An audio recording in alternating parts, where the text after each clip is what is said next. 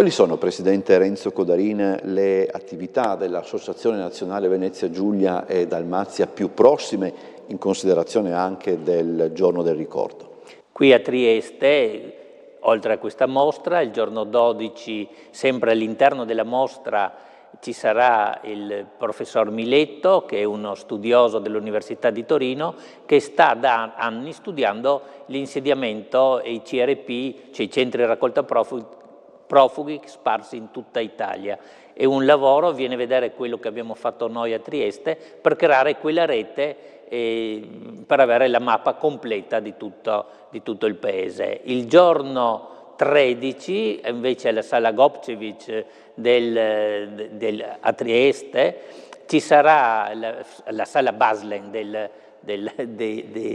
palazzo del Museo Gopčević, ci sarà il cinema della frontiera adriatica. Praticamente il responsabile e critico cinematografico Alessandro Cook, responsabile della nostra associazione per questo, presenterà le cose che in questo momento importanti stiamo facendo nel campo della cinematografia, dei docufilm. C'è una grande collaborazione con la RAI, ma anche c'è un grande recupero di tanti filmati vecchi, ma che parlano delle nostre zone.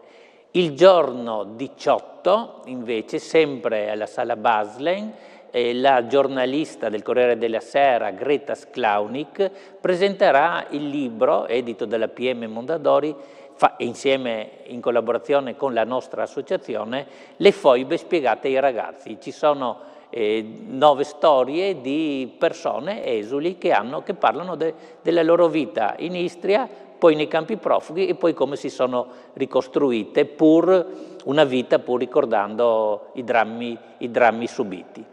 Ecco, Presidente, al di là di questi appuntamenti, no, come si orienta proprio il lavoro dell'associazione?